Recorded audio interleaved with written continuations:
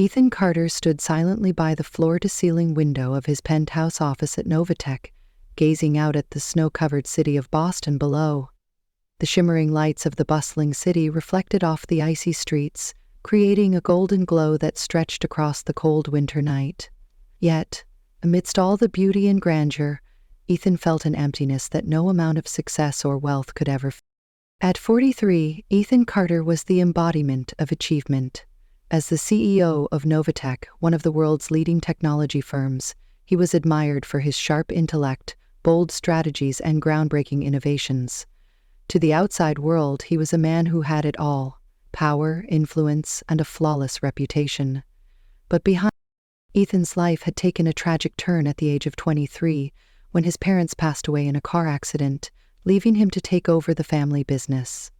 What had once been a young man's passion for technology quickly turned into a relentless battle for survival in the cutthroat corporate world.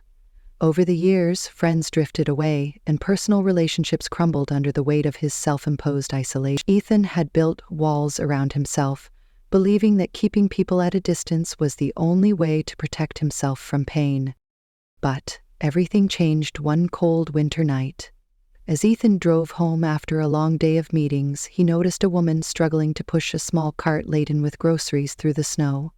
Her worn coat and determined expression caught his attention. Little did he know this chance encounter with Lila Monroe, a single mother working as a cleaner at Novatech, would alter. The streets of Boston were blanketed in snow, the dim glow of streetlights casting long shadows on the icy pavement. Ethan Carter gripped the steering wheel of his sleek black car, his mind still preoccupied with the tense board meeting he had just left. Driving alone at night was one of the few moments he allowed himself to escape the constant demands of his position as CEO. As he turned onto a quieter street, his attention was drawn to a figure up ahead. A woman, bundled in a worn gray coat, was struggling to push a small cart filled with grocery bags. The cart wobbled precariously on the uneven, snow-covered sidewalk, and the biting wind seemed to fight her every step. Ethan slowed his car, his eyes fixed on the scene. Just as he was about to drive past, the cart tipped over, spilling its contents across the icy ground. The woman slipped and fell, landing hard on the frozen pavement. For reasons he couldn't quite explain, Ethan hit the brakes. He rarely involved himself in the lives of others, but something about this moment compelled him to act. Stepping out of his car, the cold winter air immediately cut through his tailored coat. He approached the woman, who was already trying to gather the scattered groceries despite her trembling hands. "Let me help," Ethan said, his voice calm but firm. The woman looked up, her face flushed from the cold and her expression a mix of weariness and embarrassment. "No, thank you, I can handle it," she replied, her voice trembling as much from the chill as from her pride. "Clearly you can't," Ethan countered, crouching down to pick up a can of soup that had rolled away. His tone left no room for argument. Reluctantly, the woman nodded. "Thank you," she murmured, avoiding his gaze as she adjusted the cart. As Ethan helped her reload the groceries, he noticed her hands red and chapped from the freezing weather. Her coat, though buttoned tightly, was thin and frayed at the edges. She looked exhausted, yet there was a quiet determination in her movements that struck him. "Where are you headed?" Ethan asked, standing up and brushing the snow off his gloves. "Just a few blocks away," she replied hesitantly. "Let me drive you," he offered, his tone leaving little room for refusal. The woman hesitated, glancing at the cart and then at Ethan. "I don't want to trouble you," she said softly. "It's no trouble," Ethan replied, already moving to load the cart into the trunk of his car. The drive was short and quiet. Ethan stole a few glances at the woman as she sat stiffly in the passenger's seat, her hands clasped tightly in her lap. She seemed uncomfortable, as though she wasn't used to accepting help from strangers. When they arrived at her apartment building, a modest, aging structure in a quiet residential area, Ethan parked the car and helped her unload the groceries. As she opened the door to her unit, he caught a glimpse of the small, sparsely furnished room inside. A few scattered toys lay on the floor, and a tiny pair of shoes sat neatly by the door. "Thank you again," the woman said, her voice soft but sincere. I don't know how to repay you." "There's no need," Ethan replied, nodding slightly. Before he could leave, the woman extended her hand. "I'm Lila, Lila Monroe." Ethan hesitated for a moment before shaking her hand. "Ethan," he said simply, choosing not to reveal his last name. As he drove away, Ethan found himself thinking about Lila. Her worn coat, her tired eyes, the quiet strength in her voice, it all lingered in his mind. She was a single mother, trying to carve out a life with so little, yet there was an authenticity about her that resonated with him. That night, for the first time in years, Ethan felt something stir within him. It was a longing for something his wealth and success could never provide, a connection, a sense of purpose, beyond the cold walls of his corporate empire. The next morning, sunlight streamed through the glass windows of Novatech's headquarters, illuminating the sleek, modern office space. Ethan Carter stepped out of the elevator onto the 22nd floor, where he often began his day under the guise of a mid-level manager. Few employees knew that the quiet man in a tailored but modest suit was actually the CEO of the entire company. As he walked down the hallway, his gaze stopped at a familiar figure. Lila Monroe, the woman he had helped the night before, was carefully cleaning the tables and chairs in the conference room. She wore the dark blue uniform of the cleaning staff, her hair tied back neatly.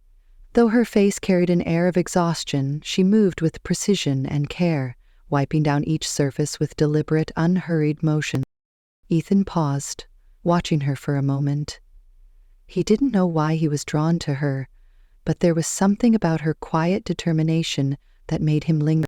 When Lila turned and caught his gaze, she startled briefly before quickly nodding politely. Ethan returned the gesture with a slight nod and continued on his way, but her presence stayed with him throughout the day. In the days that followed, Ethan found himself crossing paths with Lila more often. She was frequently assigned to clean the 22nd floor, and each time he saw her, he made a conscious effort to engage in small talk. "Good morning," he greeted her one day as they passed in the hallway. Lila looked up, slightly surprised at the friendliness of this manager. "Good morning," she replied, her voice polite but reserved. "I hope I'm not disturbing your work." "Not at all," Ethan said, his tone calm but warm. "You're very thorough in what you do." Lila gave a small smile, though it was clear she wasn't accustomed to receiving compliments. "Thank you," she said softly, before returning to her task. Gradually, through these brief exchanges, Ethan began to learn more about Lila. She was a single mother, working part-time to support her 3-year-old son, Noah. Her job at Novatech was her primary source of income, and she took great pride in doing it well. Ethan found himself increasingly drawn to the way Lila navigated her life. Despite her struggles, she never complained or sought sympathy. Instead, she carried herself with a quiet dignity that he deeply admired. One afternoon, as Ethan worked in his small, unassuming office, raised voices echoed from the hallway. He stepped out to investigate and saw Lila being berated by Sophie Larson, the head of the administrative department. "Can't you clean more thoroughly?" Sophie snapped, her tone sharp with irritation. "I just saw dust on the conference table." Lila stood still, her head slightly bowed but her gaze steady. "I cleaned the table thoroughly before you entered," she replied calmly.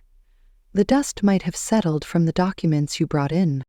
Her measured response only seemed to inflame Sophie further. "Don't argue with me," Sophie hissed. "I'll report this to your supervisor. Your job is to clean, so do it properly."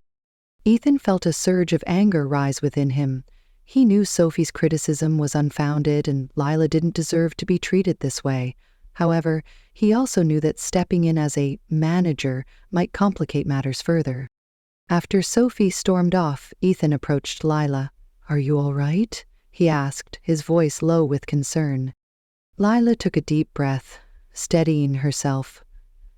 "I'm fine," she said, though her voice wavered slightly. "I'm used to it. Thank you for asking." Ethan didn't press further, but his resolve to address the situation silently hardened.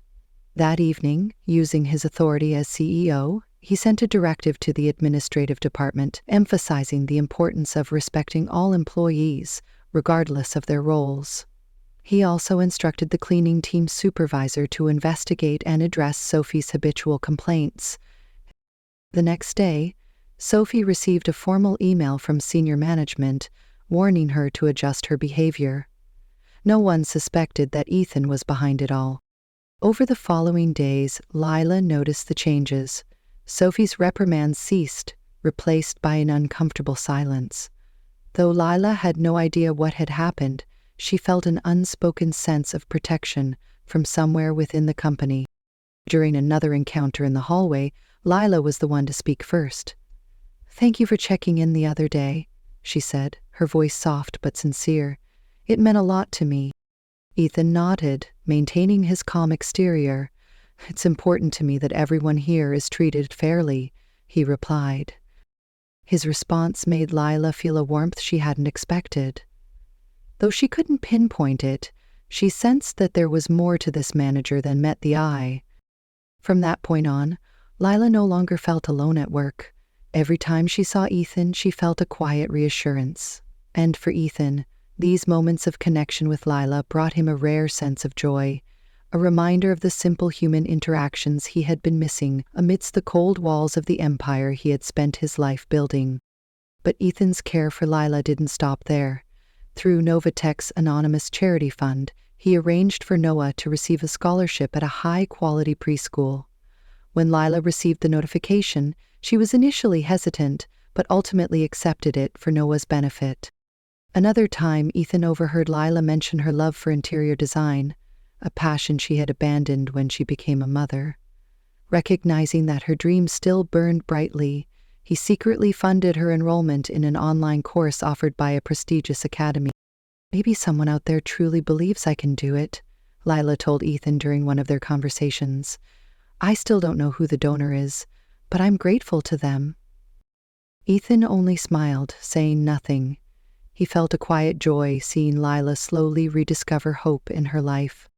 For weeks, Ethan Carter had been carefully balancing his growing connection with Lila Monroe and his secret identity as the CEO of Novatech.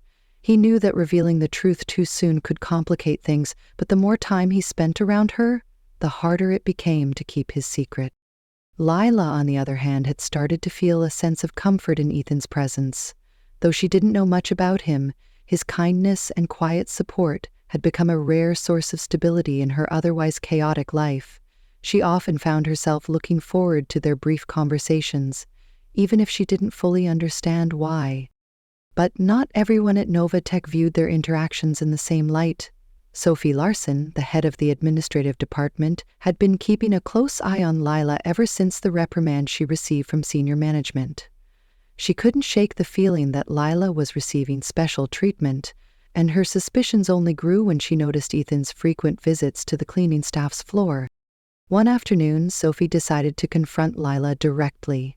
She cornered her in the break room, her arms crossed and her tone sharp. "Lila, I've been noticing something," Sophie began, her voice dripping with condescension. "You seem to have a lot of interactions with one of the managers. Care to explain?" Lila blinked, caught off guard by the accusation. "I don't know what you mean," she replied cautiously. "Oh, don't play innocent," Sophie snapped. "I've seen you talking to Ethan Carter. Do you think no one notices? Let me give you some advice. Whatever you're trying to do, it won't work. People like you don't belong in the same world as people like him." The words stung, but Lila held her ground. "I'm not trying to do anything," she said firmly. "I'm just doing my job." Sophie scoffed. "We'll see about that." The confrontation left Lila shaken, but she tried to push it out of her mind. She had no intention of causing trouble, and the last thing she wanted was to jeopardize her job. Unbeknownst to her, Sophie wasn't done. That evening, she accessed the company's internal records and discovered something that shocked her. Ethan Carter wasn't just a manager. He was the CEO of Novatech. The next morning, Sophie wasted no time. She stormed into Lila's cleaning station, her face twisted with triumph. "Did you know?" Sophie demanded. holding up a printed profile of Ethan. "Did you know that your little friend is actually the CEO of this company?" Lila froze, her mind racing. "What are you talking about?" "Don't play dumb," Sophie sneered.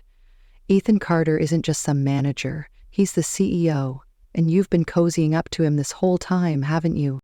The revelation hit Lila like a thunderbolt. She felt a wave of confusion, anger, and betrayal all at once. Ethan had been kind to her, supportive even, but he had never told her the truth about who he really was. "I didn't know," Lila said quietly, her voice trembling. Sophie smirked. "Well, now you do, and if I were you, I'd think twice about sticking around. People are going to talk and it won't be pretty." Lila didn't respond. She couldn't. Her mind was too clouded with emotions to form a coherent thought. Later that day, Ethan found Lila in the hallway, her face pale and her eyes distant. "Lila, is everything all right?" he asked, his voice filled with concern. She turned to him, her expression unreadable. "Is it true?" she asked, her voice barely above a whisper. "Are you the CEO of Novatech?" Ethan's heart sank. He had hoped to tell her the truth on his own terms, but now it was too late. "Yes," he admitted, his voice steady but filled with regret. "I am." Lila took a step back, her eyes narrowing. "Why didn't you tell me?" "I didn't want it to change how you saw me," Ethan explained. "I wanted to get to know you without the weight of my title getting in the way." "But you lied to me," Lila said, her voice breaking. "You let me believe you were someone else. Do you have any idea how humiliating this is for me? People are already talking, and now I'm the woman who's been cozying up to the CEO without even knowing it." "Lila, I never meant to hurt you," Ethan said, his voice pleading. I didn't know how to tell you." Lila shook her head, tears welling in her eyes. "I can't do this, Ethan. I can't stay here and let people judge me. Or worse, judge my son. I have to think about Noah." "Please don't go," Ethan said, his voice filled with desperation. "I'll fix this. I'll make it right." But Lila had already made up her mind. "I'm sorry, Ethan," she said softly. "But I can't stay." That evening, Lila handed in her resignation and packed up her things. By the next morning, she and Noah were gone, leaving Ethan to grapple with the consequences of his actions. For the first time in years, Ethan felt truly lost. He had spent so much of his life building walls to protect himself, only to realize too late that he had pushed away the one person who had made him feel alive again. Ethan Carter sat alone in his office, the city lights of Boston twinkling in the distance. The silence was deafening, broken only by the faint hum of the building's heating system. For the first time in years, he felt powerless. Lila Monroe was gone, and with her departure, the warmth and hope she had unknowingly brought into his life vanished as well. He replayed their last conversation in his mind over and over again, her words cutting deeper each time. "I have to think about Noah." She wasn't just protecting herself, she was protecting her son, and Ethan couldn't fault her for that. But the thought of her leaving, of never seeing her or Noah again, was unbearable. Ethan knew he had to make things right. He couldn't let Lila's departure be the end of their story. The next morning, Ethan called an emergency meeting with his senior leadership team. As they gathered in the sleek conference room, the team exchanged curious glances. It wasn't often that their usually reserved CEO called for such a meeting without prior notice. Ethan stood at the head of the table, his expression uncharacteristically vulnerable. "I've made a mistake," he began, his voice steady but filled with emotion. "And it's time I take responsibility for it." He went on to explain his decision to establish the Bright Foundation, a new initiative under Novatech's corporate social responsibility program. The foundation would focus on supporting single parents, providing them with access to childcare, education, and career development opportunities. "This isn't just about corporate responsibility," Ethan continued. "It's about doing what's right. There are people in this world who work harder than any of us can imagine just to provide for their families. It's time we recognize that and give them the support they deserve." The room fell silent as Ethan finished speaking. His team had never seen this side of him before, a man driven not by profit margins or market share, but by a genuine desire to make a difference. Over the next few weeks, Ethan threw himself into the creation of the Bright Foundation. He worked tirelessly with his team to design programs that would provide real, tangible support to single parents. He also made a personal contribution to the foundation, ensuring that it would have the resources it needed to make an immediate impact. But even as the foundation began to take shape, Ethan couldn't stop thinking about Lila. He wanted her to know that his efforts weren't just about easing his guilt. They were about honoring the strength and resilience she had shown him. One evening, Ethan sat down at his desk and began to write. "Dear Lila, I don't know if you'll ever read this, but I need to say it anyway. I'm sorry. I'm sorry for not being honest with you from the start, and I'm sorry for the pain I caused you. You were right to leave, and I don't blame you for protecting yourself and Noah. But I want you to know that meeting you changed me. You reminded me of what it means to care about something beyond myself, to see the world through someone else's eyes. You showed me a strength I didn't know existed, and for that, I'll always be grateful. I've started something called the Bright Foundation. It's a small step, but I hope it will make a difference for people like you, people who work so hard and deserve so much more than the world gives them. I don't expect you to forgive me, and I don't expect anything in return. I just wanted you to know that you and Noah inspired something good. Take care of yourself, and take care of him. He's lucky to have you as his mother. Sincerely, Ethan." Ethan folded the letter carefully and placed it in an envelope, along with a brochure about the Bright Foundation. He addressed it to Lila's last known address and sent it off, not knowing if she would ever receive it. Weeks passed, and though Ethan continued to pour his energy into the foundation, a part of him still hoped to hear from Lila. He checked his mail every day, his heart sinking a little more each time he found nothing. But one day, as he returned to his office after a long meeting, he found a small envelope sitting on his desk. His name was written on the front in neat, familiar handwriting. With trembling hands, Ethan opened the envelope and unfolded the letter inside. "Dear Ethan, thank you for your letter. I wasn't sure if I should respond, but after reading your words, I felt I needed to. I've spent a lot of time thinking about what happened, and while I was hurt by your actions, I also understand why you did what you did. You were trying to protect yourself, just as I was trying to protect Noah. I read about the Bright Foundation, and I want you to know that I think it's a wonderful thing. If it can help even one parent the way you've helped me, then it will be worth it. I'm not ready to come back to Novatech, but I wanted to thank you for everything you've done for me, for Noah, and for others like us. Take care, Lila." Ethan read the letter twice, his heart swelling with a mix of relief and hope. It wasn't the resolution he had dreamed of, but it was a start. Lila hadn't shut him out completely, and that was enough to keep him going. It had been months since Ethan received Lila's letter, and though her words had given him a sense of peace, he couldn't stop thinking about her and Noah. He had thrown himself into his work with the Bright Foundation, hoping that his efforts would make a difference for families like theirs. But, deep down, he still longed for a chance to see them again. One evening, as Ethan was reviewing reports in his office, his phone buzzed with an incoming call. It was from a number he didn't recognize. Hesitating for a moment, he answered. "Hello? Mr. Carter?" a woman's voice said, her tone urgent. "This is Dr. Reynolds from Boston General Hospital. I'm calling on behalf of Lila Monroe. She listed you as an emergency contact." Ethan's heart stopped. "What happened? Is she all right?" "It's her son, Noah," the doctor explained. "He's been admitted with a severe respiratory infection. Lila's here with him, but she's struggling to cover the costs of his treatment. She mentioned your name, and I thought you might be able to help." Ethan didn't hesitate. "I'll be there right away," he said, already grabbing his coat and keys. When he arrived at the hospital, he found Lila sitting in the waiting room, her face pale and her eyes red from crying. She looked up as he approached, her expression a mix of surprise and relief.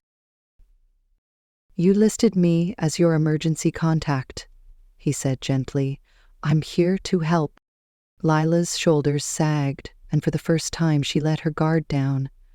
"Noah's so sick," she said, her voice breaking. "I don't know what to do. The doctor said he needs specialized care, but I can't afford it." Ethan placed a reassuring hand on her shoulder. "You don't have to do this alone," he said firmly. "I'll take care of everything." True to his word, Ethan arranged for Noah to be transferred to a private room and brought in a pediatric specialist to oversee his care. Over the next few days, he stayed by Lila's side, offering her comfort and support as Noah slowly began to recover. One evening, as they sat together in the hospital cafeteria, Lila finally spoke. "I don't know how to thank you," she said, her voice soft. "You've done so much for us, and I don't deserve it." "You don't have to thank me," Ethan replied. "I'm doing this because I care about you and Noah. You're not just someone I helped on a snowy night, Lila. You're someone who's changed my life." Lila looked at him, her eyes filled with emotion. "I was so angry at you before," she admitted. "But now I see that you've always been trying to help, even when I didn't realize it. I don't know if I can ever fully trust again, but I want to try." Ethan smiled, a rare warmth spreading through him. "That's all I could ever ask for." Months had passed since that fateful night at the hospital, and life for Lila Monroe and her son Noah had begun to change in ways she never thought possible. With Noah fully recovered and thriving, Lila had started to rebuild her life, this time with Ethan Carter by her side.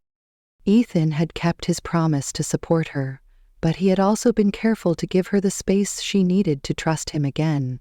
He didn't push or rush her, instead letting their relationship grow naturally.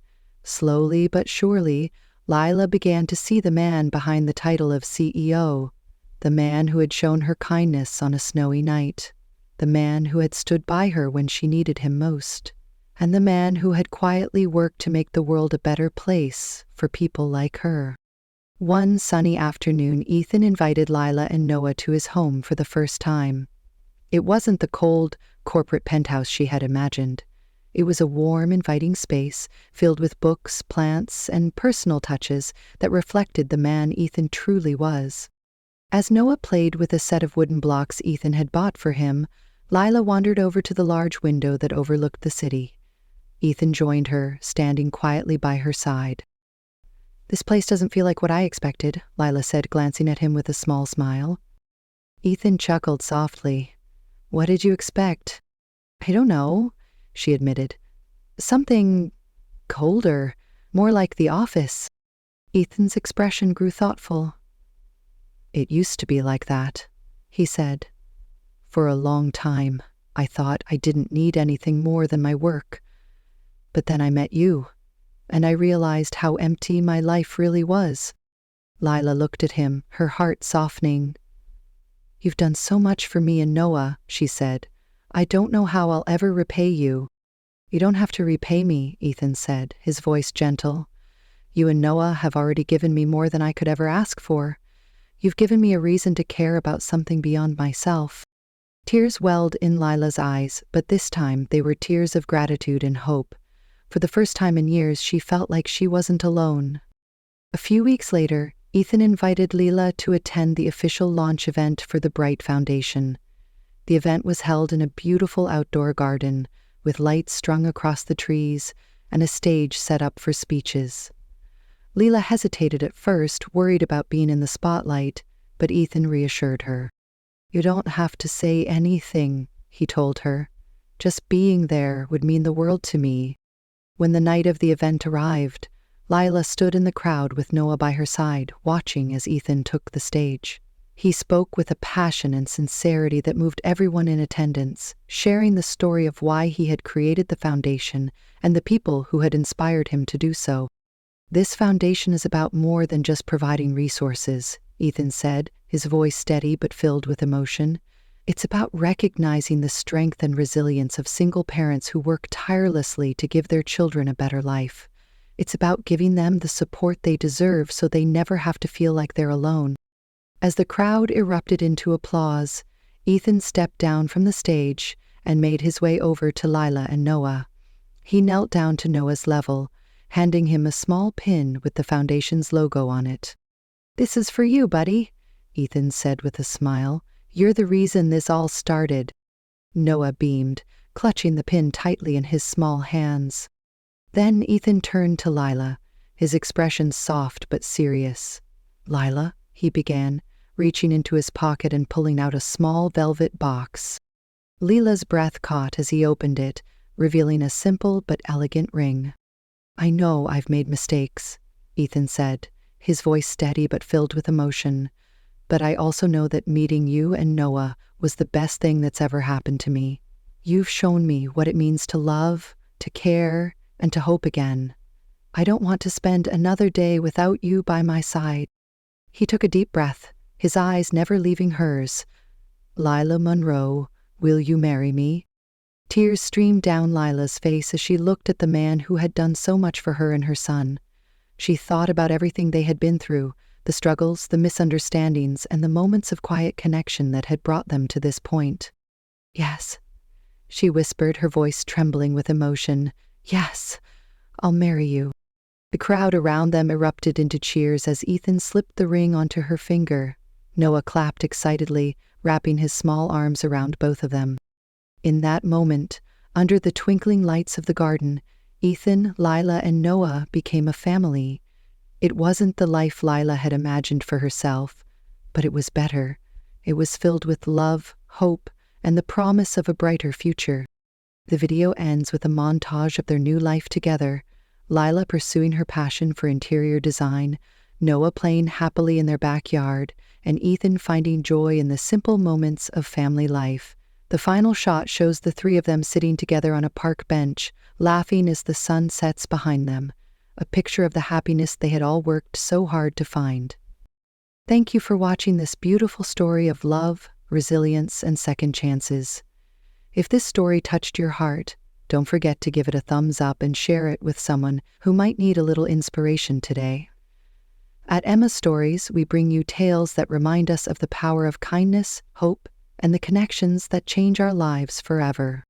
Make sure to hit that subscribe button and turn on the notification bell so you never miss another story.